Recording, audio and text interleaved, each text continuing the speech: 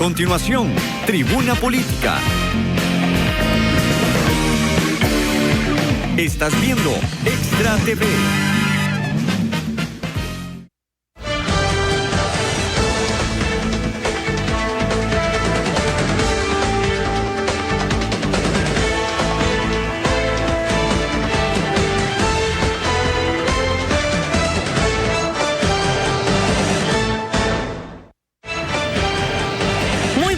Esto es Tribuna Política. Isabel Espinosa les saluda y hoy nos acompaña nuestro compañero de equipo, el señor Sergio Araya. Don Sergio, muy buenos días. Buenos días. Y tenemos como invitado al señor Fernando Campos, quien es el director de Servicios Técnicos de la Asamblea Legislativa. Como bien lo dijimos el día de ayer, esta semana va a estar dedicada a que todos podamos conocer de forma certera, en realidad, qué es lo que se hace en la Asamblea Legislativa y cómo, en este caso, no solo es los señores y señoras diputadas que nosotros podemos observar en el lugar. Así es que, bienvenido, don Fernando, a Tribuna Política.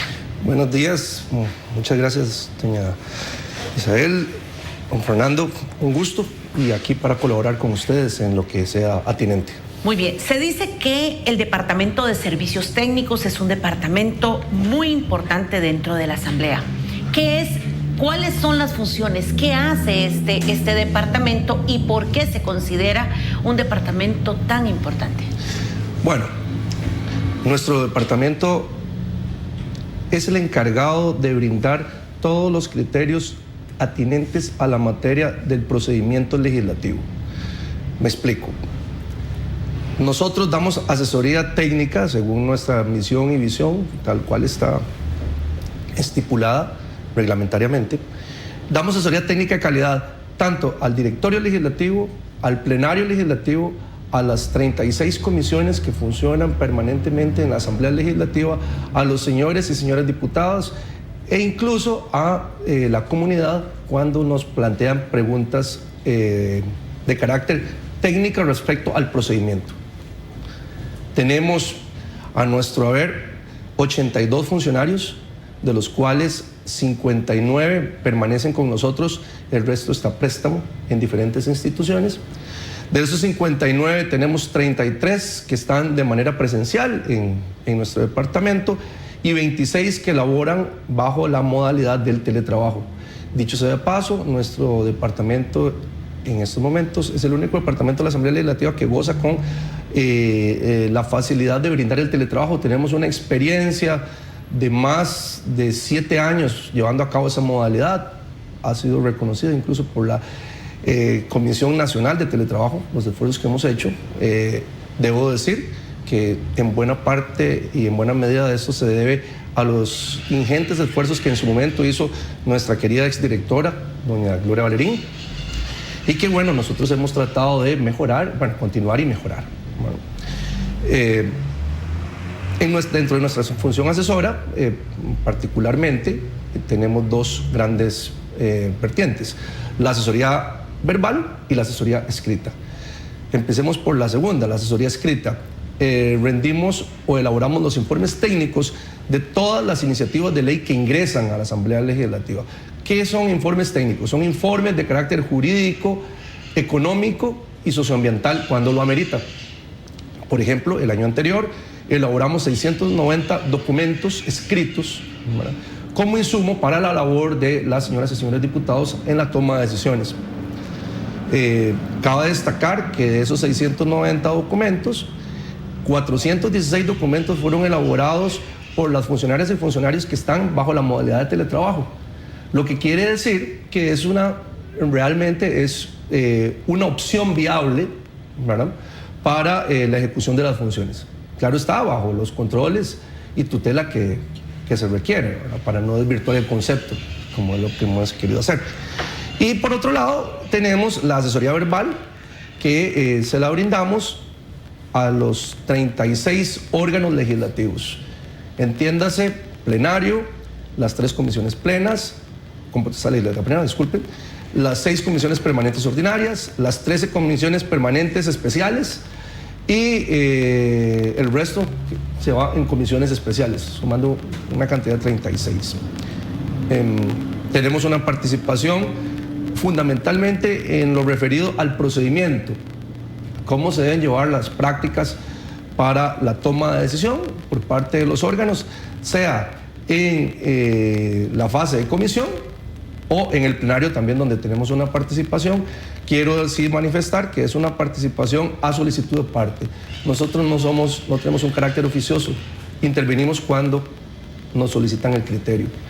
No así con la asesoría escrita, que sí tenemos una obligación reglamentaria de elaborar los informes para que las y los señores diputados, bueno, pues tengan conocimiento de la materia que están tratando cuando se inicia el debate parlamentario sobre las iniciativas presentadas. Fernando, enorme volumen de trabajo. Claro, no, es impresionante. Y es importante que las y los costarricenses tengan claro eso, que la Asamblea Legislativa, como se decía desde ayer, son más que esas 57 personas que nosotros elegimos cada 4 años y que evidentemente se requiere un staff de esta naturaleza para que la producción, para que los resultados que generen estas personas electas mediante el voto universal realmente satisfaga las expectativas de la gente. Y en esa dirección va mi consulta, don Fernando. Dos aspectos primero puntuales. Uno, ¿sus asesorías o informes escritos son vinculantes para las y los diputados? ¿O estos pueden eventualmente, digamos, dejarlos de lado al momento de tomar sus decisiones? Y lo segundo, cuando usted habla de que hacen valoraciones, bueno, de tipo jurídico, uno entiende que si el proyecto de ley X roza o no con el Estado de Derecho ya existente, sobre todo para evitar luego que la Sala Constitucional vaya a echarse abajo una ley que finalmente haya sido aprobada, después de lo mucho que cuesta en el trámite legislativo que una iniciativa se convierta en ley. Pero me gustaría tal vez para las y los costarricenses que nos profundizase un poquito en los otros dos componentes que usted mencionó, porque decía que valora la pertinencia social, económica y ambiental. Básicamente, ¿a qué se refiere con estos elementos? Ok, para responderlo, Sergio. Número 1, nuestros criterios no son vinculantes. Ok. Tenemos, repito, una obligación reglamentaria de rendir el informe técnico, pero el artículo 105 de la Constitución Política determina que los diputados son diputados por la nación. Así es. Entonces, a ellos no los vincula ningún criterio. Lo hacen en ejercicio propio de la soberanía nacional como representantes. Entonces, no es dable que en una institución como la Asamblea Legislativa exista un departamento de carácter técnico como el nuestro, ¿verdad?, que limite la voluntad del diputado. Recordemos que el principio democrático señalado en el artículo 1 y 2 de la Constitución Política, establece los derroteros sobre los cuales se ejerce la función legislativa. Uno de esos derroteros es la representatividad. Si nosotros tuviésemos criterios vinculantes, minaríamos el criterio representativo que tiene, o mejor dicho, la función representativa que ejercen los diputados como diputados de la nación. Entonces, por ende, en esa parte no existe ese vínculo obligatorio. Claro que sí es importante señalarlo, los diputados generalmente atienden los criterios del Departamento de Servicios Técnicos. Tenemos una experiencia vasta de más de 40 años en la Asamblea Legislativa, en donde la experiencia ha señalado que efectivamente existe coincidencia en muchas ocasiones en lo que nosotros señalamos con lo que eventualmente puede llegar a señalar, sin querer comprometer ningún criterio, el Tribunal Constitucional cuando conoce las consultas obligatorias y las consultas facultativas de constitucionalidad. Ahora, la segunda pregunta. El informe de servicios técnicos, por antonomasia, es un informe jurídico. Sin embargo, dada la especialización, y a propósito de la creación de la Sala Constitucional en el año 1989, o la entrada en vigencia de la Sala, se llegó a la conclusión de que era necesario permitir o instruir a los diputados con mayores insumos. Y esos insumos pasan por la parte económica, ¿no? Entonces nosotros tenemos un área económica en el departamento que brinda esos insumos. ¿Y cómo lo hacemos? A través de los llamados informes interdisciplinarios. Cuando ingresa un proyecto de ley a la Asamblea Legislativa, pasa a la Secretaría del Directorio, de la Secretaría del Directorio pasa al Departamento de Archivo y del Departamento de Archivo pasa a nosotros. Hacemos una evaluación de la necesidad de si ese documento requiere solo el informe jurídico o un informe de carácter económico. Y también, eventualmente, si también requiere un informe de carácter socioambiental. Tenemos una unidad destacada para esos efectos. En nuestro departamento tenemos 4 áreas jurídicas, un área económica, un área socioambiental, un área de investigación, un área de gestión administrativa y la dirección, compuesta por la dirección y subdirección. Ahí damos la calificación de si es necesario o no es necesario. Si es necesario, entonces se entregan los esfuerzos de las áreas que tengan que participar y elaboramos un informe con esas características, ¿verdad? Señalando los temas de procedimiento, pero también señalando temas de conveniencia y oportunidad en materia económica y también en materia socioambiental. Cuando dices materia económica, ¿es sobre el contenido del proyecto o como ha, qué sé yo, planteado el informe del Estado de la Nación, que a veces se han aprobado muchas leyes que no tienen su, digamos, contenido presupuestario que les dé operatividad? Sobre el contenido del proyecto. Okay. Nosotros nos referimos sobre los elementos sustanciales que se plantean en las iniciativas. Ir más allá sería rebasar nuestra competencia como órgano técnico. Pero sí conocen, por ejemplo, a la hora de hacer esos análisis, si un proyecto de ley tiene o no contenido presupuestario. Por supuesto. ¿Pueden hacer recomendaciones? ¿Pueden hacer recomendaciones? En ese sentido, es necesario que las hagamos. De hecho, es obligatorio para nosotros hacerlas, para que los señores y señoras diputados sepan cuál es el contexto en el cual se están moviendo las iniciativas que se plantean. Y eso es muy común en la Comisión de Asuntos Hacendarios. Y también es muy común en los informes que se nos piden de investigaciones especiales en la Comisión de Ingreso y Gasto Público.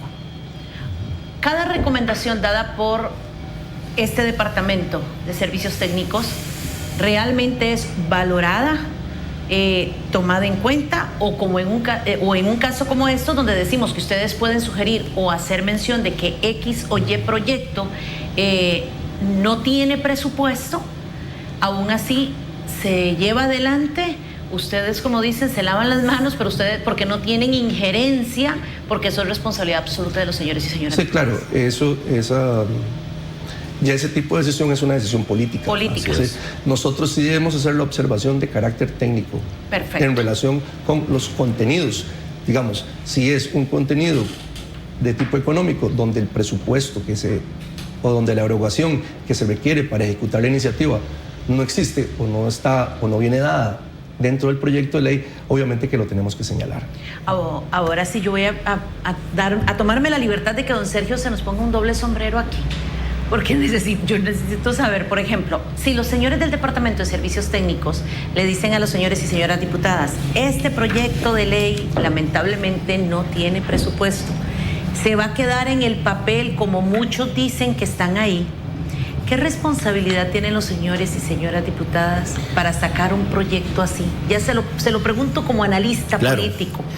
Sí, no, desde luego, justamente también... Para no comprometer a don Fernando, por favor. Y mi pregunta iba dirigida también en ese sentido. Don Fernando dijo al principio, y creo que con atinada claridad, que las y los señores diputados no pueden verse subordinados ante nadie. Finalmente ellos representan la soberanía de la nación, son electos por la nación, como bien lo señaló don Fernando, aludiendo al artículo constitucional. Pero entonces esto implica que la responsabilidad política es absoluta de ellos y de ellas. Es decir, tampoco se valdría, se lo planteo al revés, tampoco se valdría, como han señalado algunas y algunos diputados, que han incurrido en error porque tal vez un departamento como el que lidera don Fernando los ha hecho incurrir en ese error, porque finalmente ellos son autónomos, son soberanos, representan a toda la nación, para lo bueno y para lo malo. En ese sentido, ya son otros los factores de naturaleza política, como señala don Fernando, los que pueden estar incidiendo en varias cosas, no solamente en este tema que es tal vez el más sensible porque es el que más se ha estado en los últimos tiempos analizando, de proyectos de ley que se convierten en iniciativas de ley que luego no tienen contenido económico para darle sustento. Pero también hay una serie de leyes que inclusive entran a chocar con las que ya existen. Existen además leyes cuya caducidad ya es más que evidente, pero no las derogan, porque las y los diputados no solamente tienen la función de aprobar leyes, tienen la función de modificar las que existen, pero también de derogar las que ya no sirven. Hay leyes que responden a una realidad sociopolítica específica de una coyuntura histórica determinada y que posteriormente ya no tienen sentido que sigan ahí prevaleciendo. Entonces sí creo que en este aspecto, independientemente de que existe un órgano como el que lidera don Fernando, más los otros órganos que tiene la Asamblea Legislativa, que son todos ellos muy valiosos, es evidente que las y los que aspiran, sobre todo pensando en términos prospectivos, a representarnos como diputadas y diputados a partir del 2018, tomen conciencia de lo que significa esa responsabilidad, que no es solamente tener un gran liderazgo carismático, que no es solamente tener empatía con la ciudadanía, y lo peor, y esto lo digo con toda claridad, que se engaña a la gente con un discurso populista, haciéndoles creer que desde la Asamblea Legislativa les van a resolver absolutamente todos los problemas, inclusive de naturaleza comunal, que no competen directamente a la Asamblea Legislativa, sino que las y los que aspiran tengan muy claro a lo que van, la responsabilidad que tienen, que por ejemplo se instruyan en esto que es el reglamento a la Asamblea Legislativa. Creo que eso sería vital, que las y los aspirantes a diputado, al menos antes de ingresar, ya lo hayan, por lo menos los que queden electos, ya lo lean en ese interregno que hay entre la elección y la toma del cargo, de posesión del cargo. Pero a las y los ciudadanos que tengamos conciencia de la importancia de saber elegir a las y los mejores. El sistema nuestro, lamentablemente, o no lamentablemente, tiene ciertas características. Es un sistema de papeleta cerrada. Pero eso no significa que la gente no pueda escudriñar, identificar quiénes son los que van en esas papeletas. Y yo preferiría, aunque la democracia es evidentemente abierta y no se establece ningún tipo de restricción más que lo que constitucionalmente se señala, de tener un cierto límite de edad, saber leer y escribir, ser ciudadano costarricense, lo importante es que las y los costarricenses, a la hora de emitir el voto, tengamos estos criterios y filtremos. ¿Para qué? Para que justamente los que lleguen a ocupar esas curules tengan la pertinencia y la claridad para tomar decisiones de una manera responsable y ordenada. ¿Y por qué no? Le faciliten un poco también el trabajo a departamentos como el de don Fernando, porque los planteamientos que hacen son más claros, son más precisos técnicos, y de alguna forma valorarán mejor el carácter técnico de las recomendaciones que emiten estos departamentos. Porque no quisiera de ninguna manera minimizar, ni mucho menos clasificar, como algunas personas podrían decir, algunas cosas, pero para todos es conocido de que algunos señores y señoras diputadas pues no son especialistas en diferentes o en todos los campos. Entonces al tener el Departamento de Servicios Técnicos que pueden emitir criterios de forma directa y decir, señores, esto va por aquí, esto va por allá, de una manera más técnica, la pregunta es, cuando no respondemos a esto y nos consideramos poseedores de una verdad absoluta y llevamos adelante proyectos que, como lo hemos dicho en muchas ocasiones, señores, quedan en el papel, con bombos y platillos dicen, sí aprobó tal, hemos sido muy eficientes, hemos aprobado X cantidad de leyes, pero ese número de leyes aprobadas, ¿cuántas de estas se pueden ejecutar? ¿Cuántas tienen presupuesto real? ¿Cuántas se pueden llevar adelante? ¿Cuántas van a cumplir el objetivo real para lo cual han sido creadas? No, y cuántas lamentablemente, pese a que Servicios Técnicos posiblemente puede sugerir, ha sugerido que no es correcto el procedimiento seguido, terminan siendo promovidas y luego viene la Sala Constitucional y corrige, o como se dice popularmente, enmienda a la plana, como pasó por ejemplo con un proyecto fiscal que ya estaba prácticamente listo y la Sala Constitucional es la que dice, no señores, el procedimiento legislativo seguido aquí fue irregular y se vino abajo. O algo más todavía, la reforma constitucional que prohibió la reelección presidencial se la trajo abajo la Sala Constitucional, no por el contenido, porque ellos no pueden intervenir en eso, sino por errores procesales asumidos en el lejano 1969. Y que aquí vamos a incluir a don Fernando en otra pregunta para que nos ayude a todos a comprender un poquitito más de este panorama y que realmente de una u otra forma, como lo hemos dicho, analicemos el trabajo, la cantidad de funcionarios que hay en la Asamblea Legislativa y cómo estos permiten que puedan ejecutarse cada uno de los proyectos y cada una de las funciones que se logran en la Asamblea Legislativa. Hacemos una pequeña pausa y ya regresamos.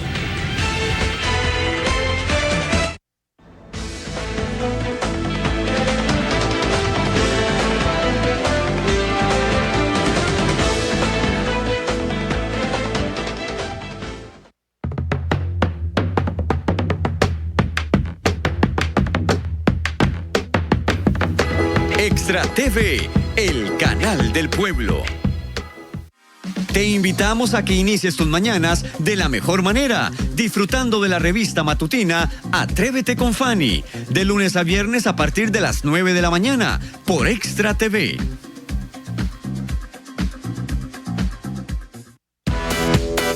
Adrián Alvarado lo espera con lo mejor de las pasarelas, conciertos y entrevistas en su programa Fiesta TV, sábados, 10 de la noche. La Verdad, con Vivian Quesada. Todos los miércoles a partir de las 7 de la noche. Por Extra TV, el canal del pueblo. Juventud Dorada, un programa para la familia, especialmente los adultos mayores. Así es, los invitamos todos los domingos a las 2 de la tarde y con reprise a las 11 de la noche, aquí en Extra TV, Canal 42. Recuerde, en el canal del pueblo, Juventud Dorada, un programa familiar con énfasis en el adulto mayor.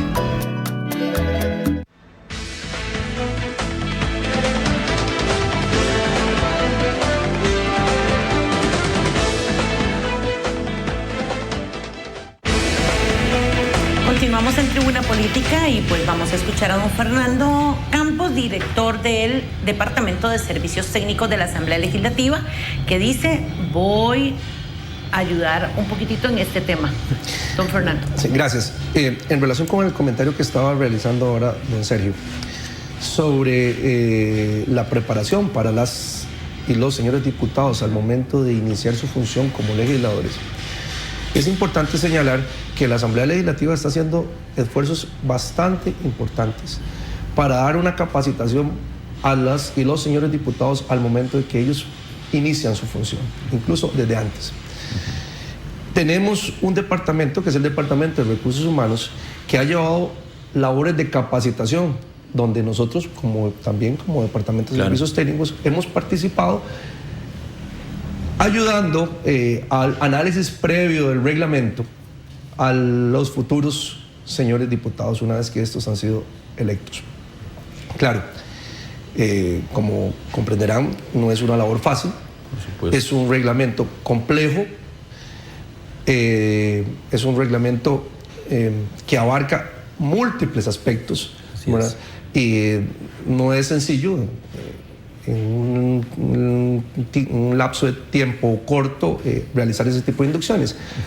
Por eso, la dirección ejecutiva, a cargo de don Antonio Ayales, está liderando un proyecto que es el proyecto de la Escuela Legislativa, en donde se quiere dar una autocapacitación a todas las personas que están imbuidas en el proceso no solo de formación de la ley, sino también en el proceso del control político, que son las dos grandes fases que realizan las y los señores diputados.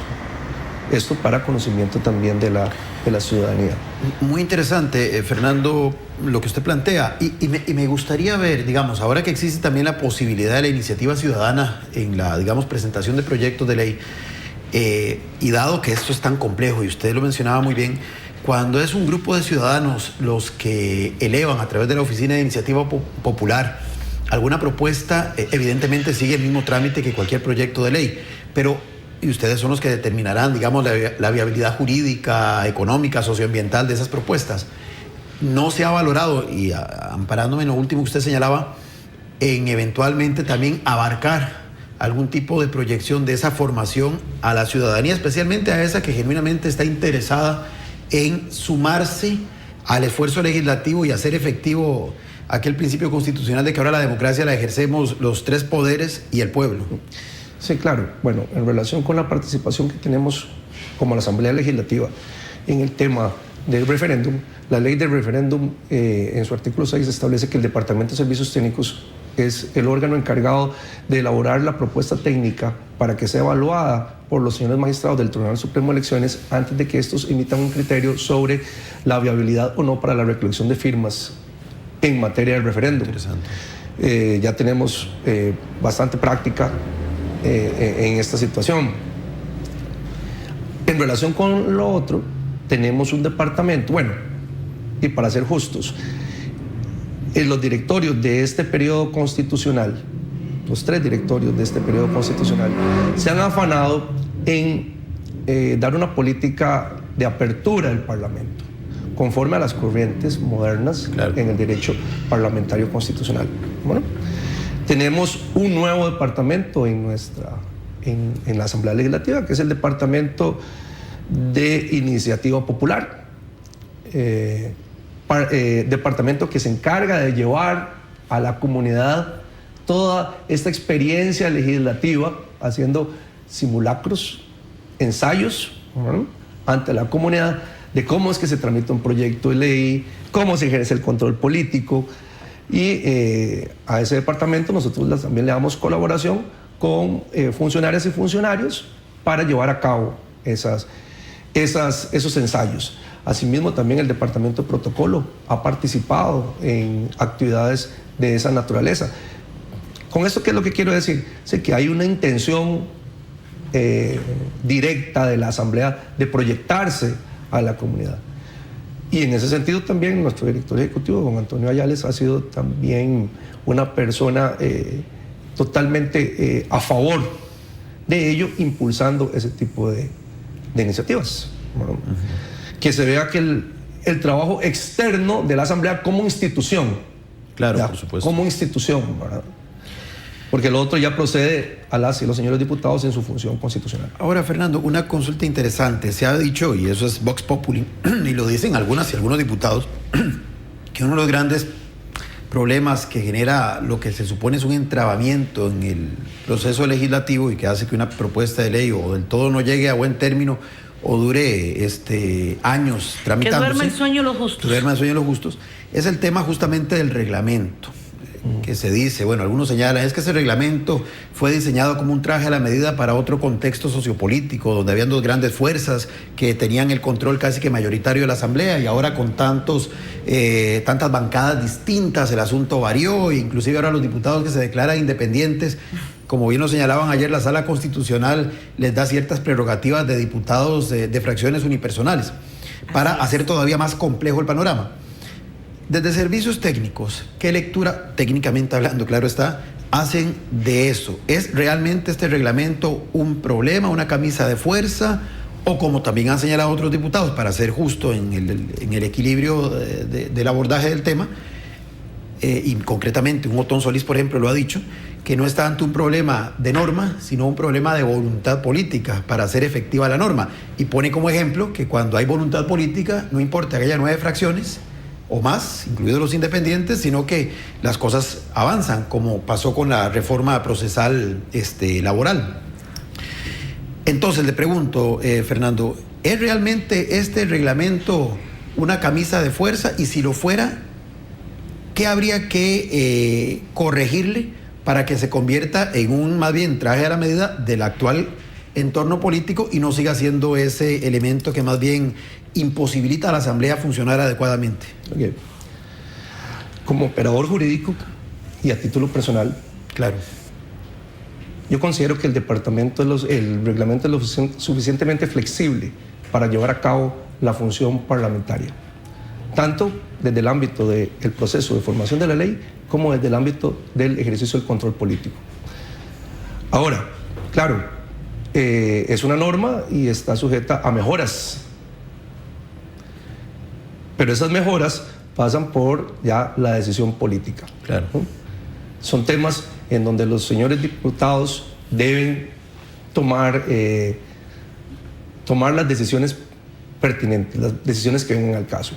Sí le puedo decir que, de acuerdo con el principio democrático, que es el principio rector de toda la actividad legislativa, ¿no?, que entraña el principio de representación, el principio de publicidad, el principio de respeto a las minorías, el reglamento se ajusta a la realidad política nacional. Indistintamente de que sean 2 o muchas las fuerzas políticas. Exactamente, porque Congreso. El reglamento también permite la defensa de los intereses de las minorías y también facilita en su momento la decisión de la toma de las mayorías. Es un asunto, bueno, usted citaba muy bien ahora al señor diputado Otón Solís. Mucha gente considera lo que considera don Otón, que es un asunto de voluntades, ¿verdad? Pero ya ese es un tema que es ajeno a mi competencia. Por supuesto. Sobre el cual voy a hablar. Pero ¿cuáles áreas de reforma, sin entrar a puntualizar, porque para evitar también que adelante criterios y en algún momento se lo plantean o se lo solicitan, qué áreas de reforma podría este reglamento requerir en este momento? Le comento, don Sergio, existe una comisión permanente especial que es la de reglamento, y en estos momentos nosotros estamos conociendo varias reformas al reglamento, y en ese sentido no sería propio que yo me refiriese, por supuesto, a algo que que estamos, pues no negociando, sino analizando para emitir criterios sobre algunas propuestas. Digamos que lo pertinente es que las y los costarricenses tengamos clara conciencia de que hay, valga la redundancia, conciencia de la situación, y por lo menos se está tratando de buscar, como bien señalaba Fernando, en áreas que tenga que mejorarse, propuestas concretas de reforma. Y que lo que para algunos es un problema, para otros simplemente no lo es. También que hay criterios en ese sentido. Entonces, encontrados. Que quede claro de que no necesariamente lo que para una persona es, la otra lo avala. Así es. Que consten actas aquí, ¿verdad? Y una de las cosas interesantes y la idea de este espacio es proveerle a las personas conocimiento sobre el trabajo que se realiza. ¿Cuál es el procedimiento para llevar adelante? ¿Cómo se puede crear o cómo se crea un proyecto de ley? ¿Cómo se hace ley de la República? Háblenos, por favor, de ese proceso que lleva un proyecto para hacer ley de la República. Hacemos la pausa y regresamos con la respuesta de don Fernando Campos.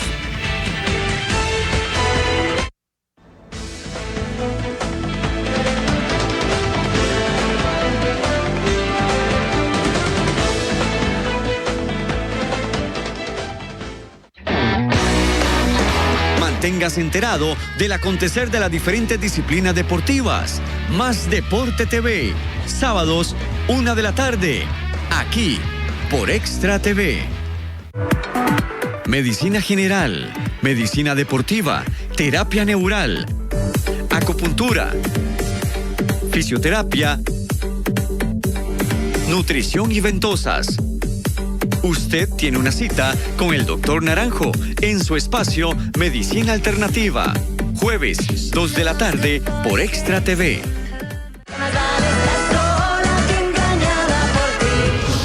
Consigue amor bajo obligación. Toda la música de tus artistas favoritos en un mismo lugar. Especiales musicales.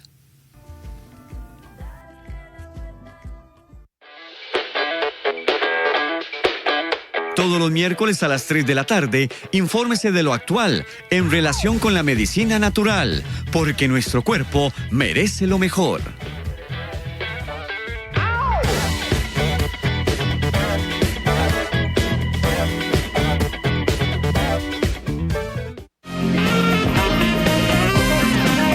Estás viendo Tribuna Política. Más adelante, música.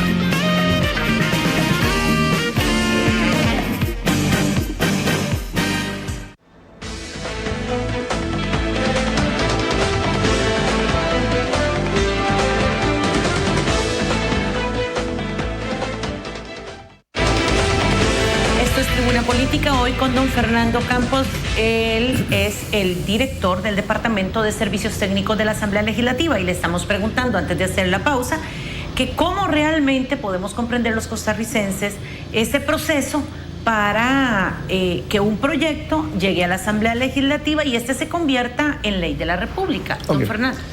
Bueno, el proceso de formación de la ley es un proceso integral. Comprende 4 grandes etapas. La etapa de la iniciativa, la etapa de los llamados actos preparatorios, la etapa de la llamada actos decisorios y la etapa de publicación y vigencia. ¿Bien? Entonces, en la primera etapa, la etapa de la iniciativa, ¿quién presenta proyectos de ley? Bueno, lo puede hacer el diputado, 105 de la Constitución, lo puede hacer el Poder Ejecutivo, 105 de la Constitución, lo puede hacer la ciudadanía, 105 de la Constitución. Ingresa el proyecto a la Asamblea, a la Secretaría del Directorio. En la Secretaría del Directorio se le asigna un número de expediente y pasa al Departamento de Archivo. En el Departamento de Archivo se ordena la publicación de la iniciativa. Y una vez que ha sido publicada, se traslada a las comisiones. ¿Con base en qué criterio? Con base en el criterio ordenador que dicta el presidente de la Asamblea Legislativa. El presidente determinará, de acuerdo a la materia, a qué órgano le corresponde conocer determinado proyecto de ley. Estando en comisión, comisiones permanentes ordinarias, el Departamento de Servicios Técnicos es llamado para la elaboración del informe técnico. Y ahí empezamos con la segunda etapa, la etapa de los actos preparatorios. Perdón, antes de que continúes, es ahí donde comienza, digamos, la participación de su departamento. Exactamente, en ese momento.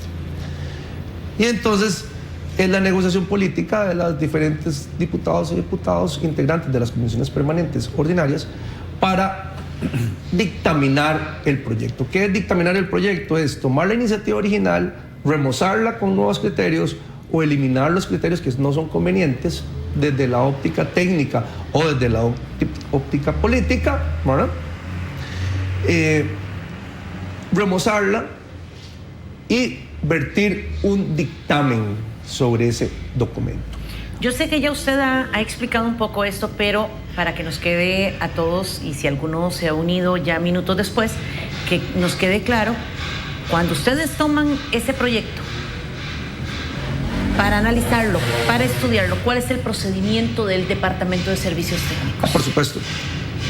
La iniciativa ingresa a nuestro departamento y la dirección hace una calificación del proyecto. Hacemos un análisis del proyecto y vemos las características que éste tiene. Si es eminentemente de materia procesal, materia jurídica, se le asigna nada más el informe jurídico. Si el contenido del proyecto, además de procesal y sustantivo desde el punto de vista jurídico, entraña aspectos o elementos de tipo económico, se ordena la elaboración de un informe jurídico económico. Y si va más allá, digamos, con repercusiones para la sociedad civil en los proyectos de modificaciones, digamos, a la ley en materia ambiental propiamente dicha, en materia de vivienda, en materia de protección del recurso hídrico, entonces se ordena la elaboración de un informe integrado donde ya no solo va a ser jurídico, económico, sino también contemplando la arista socioambiental.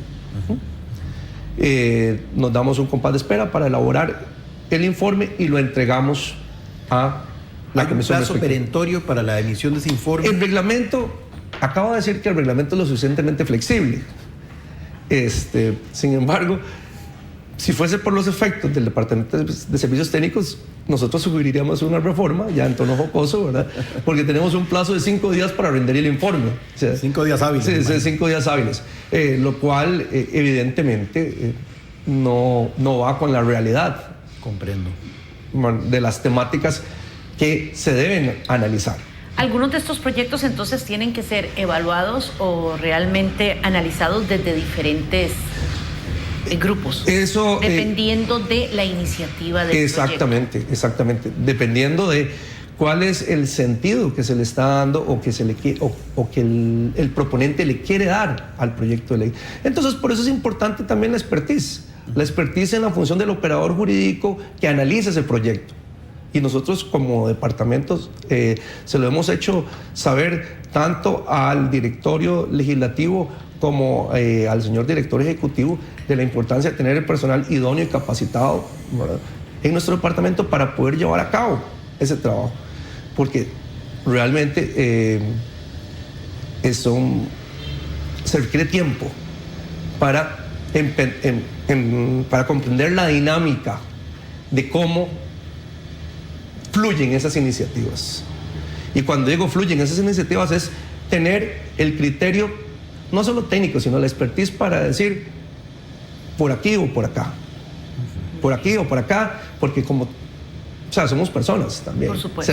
Y tampoco nos podemos abstraer de nuestras condiciones formativas, ¿verdad? Está muy bien el criterio técnico, pero también debemos aportar un pequeño insumo sobre las experiencias que hemos tenido con iniciativas. Me explico. Proyectos que han sido reiteradamente presentados en la Asamblea Legislativa. Entonces nosotros lo que hacemos es, con nuestro departamento de investigación, señalarle al señor proponente, mira, esta iniciativa ha sido presentada en N cantidad de ocasiones. Y el resultado ha sido con estos resultados. Claro. Entonces, en ese sentido, también colaborar, ¿verdad? Sin obstruir tampoco el proceso de toma de decisión, ¿verdad? Pero es para que exista conciencia de la conveniencia de que no va a salir no. ni mañana ni pasado mañana, o sea, que esté preparado para lo que... Una vez que ustedes hacen ese análisis y lo presentan, en caso de que tenga viabilidad, que ustedes dicen sí procede para acá, sí tiene vida, la criatura puede sobrevivir al proceso que continúa, entonces, ¿qué hacen ustedes? ¿Qué pasa con ese proyecto, con esa iniciativa? Ok, estamos en la fase de los actos preparatorios. Ok. Viene la discusión en comisión. Nosotros tenemos una participación, tenemos asesoría en esa comisión. Como dije al inicio, no es una asesoría de oficio, sino a solicitud de parte. Si la presidencia de la comisión, o la secretaría, o cualquier miembro de la comisión desea tener un criterio adicional, nosotros lo rendimos. Si no, nos abstenemos de realizar ningún tipo de comentario. Que puede ser además una ampliación de su propio informe. Por supuesto, claro que sí. Se da en la práctica y se da muchísimo el caso de los llamados textos sustitutivos. Claro. Entonces, nuestro departamento reelabora el informe con base en el texto sustitutivo que se está planteando, ¿verdad? Señalando los nuevos aspectos que los diputados han incluido a partir de la moción de texto sustitutivo. Después de esa fase, una vez que se vota, pasa al plenario legislativo. Claro. Y en el plenario legislativo... En caso de que sea positivo. Sí, en caso de que Ahí está la comisión decide. Entonces porque me imagino que algunos llegan hasta ahí o todos pasan al plenario, es la pregunta. Sí. La mayoría pasa al plenario. Ok. La mayoría pasa al plenario. ¿Por qué? El artículo 81 y 82 del reglamento de la Asamblea Legislativa permite emitir varios tipos de dictamen. Dictámenes afirmativos y dictámenes negativos. Entonces, un señor diputado que no está de acuerdo con la opinión de la mayoría, que ha dictaminado negativamente el proyecto en comisión, perfectamente puede emitir un dictamen afirmativo de minoría. Y por ende, la iniciativa debe pasar al plenario. Perfecto. Y se ordena de acuerdo a la presentación de los dictámenes. Claro. Entonces tenemos dictámenes afirmativos de mayoría, dictámenes afirmativos unánimes de mayoría, de minoría, dictámenes negativos de mayoría. Obviamente, si es un dictamen negativo unánime, se queda en comisión, no pasa. Pero normalmente los diputados, y sobre todo los diputados proponentes, ¿verdad? Claro, cuando ven que su iniciativa no prospera en comisión, igual lo intentan presentando su informe pequeño a través de un dictamen afirmativo de minoría, lo cual le garantiza que se pueda conocer en el pleno. Que se pueda conocer con expectativas sumamente limitadas, pero bueno, eso es parte del principio democrático, eso es parte de la defensa del derecho de las minorías, volviendo al criterio de la representatividad, porque la lógica dicta que esa iniciativa tuvo una intención primigia y que atiende a un interés colectivo por la naturaleza representativa del diputado. Y yo agregaría algo que desde luego don Fernando no lo va a decir, pero también se convierte en un factor de negociación política para otros proyectos y otras agendas, porque un diputado puede decir, si su voto es determinante en un momento específico, que por lo menos le revivan un poquito esa iniciativa de ley, considerando que su voto va a ser determinante para acuerdos en donde sí hay una mayoría, pero insuficiente para concretar un determinado acuerdo en última instancia. No, y por supuesto, porque en plenario, en la fase decisoria, en la fase del plenario, también los proyectos pueden ser modificados. Así es. ¿No? Se puede convertir en comisión general, por ejemplo, el plenario. Entonces, existen varias vías. Existe la vía del artículo 137, que son las mociones de fondo que se pueden presentar en plenario. Dicho sea de paso, se ha dado una reforma importante hace 2 años. Así es. Con la limitación de la presentación de mociones de fondo vía artículo 137 para darle celeridad al procedimiento legislativo. Se pasó de 4 días para presentación de mociones 137 a 2 días de presentación de mociones 137. Bueno, pero en esas mociones 137 perfectamente se puede plantear un texto sustitutivo a esa iniciativa que fue votada negativamente en comisión, pero subsiste porque tiene un dictamen afirmativo de minoría, ¿verdad? Y se le puede dar un cambio vertiginoso al contenido. O puede ser, como dice don Sergio... Ahí entra la habilidad por supuesto, que tenga el político para llevar adelante y su un poco propuesta. El conocimiento del teje y maneje interno también, que conozca a profundidad las reglas del juego. Los instrumentos que brinda el reglamento.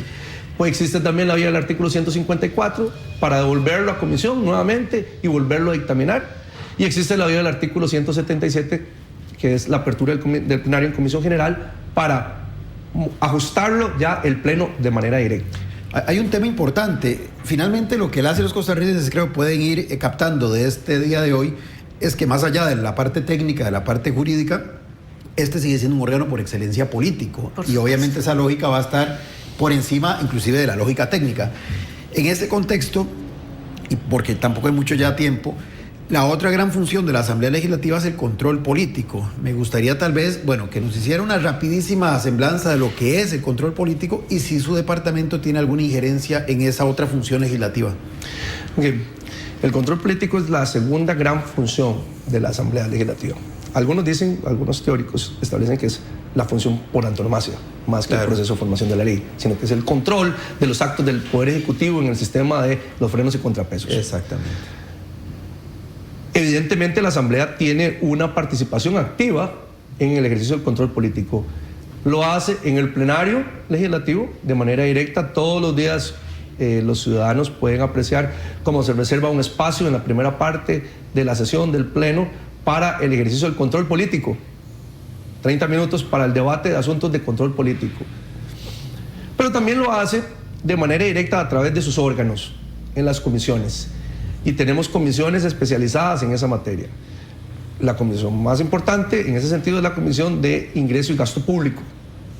Comisión Permanente Especial de Ingreso y Gasto Público, que atiende todos los asuntos de control sobre el manejo del erario público.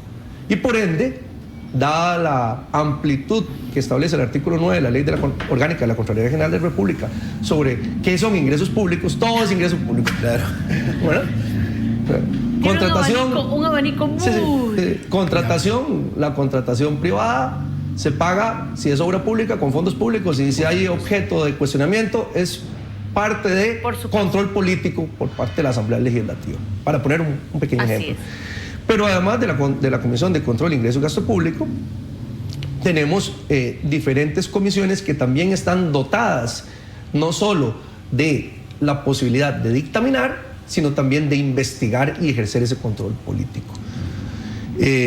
Comisión de Ambiente, Comisión de la Mujer, en temas realmente sensibles para la comunidad nacional. Y cuando ya son temas realmente de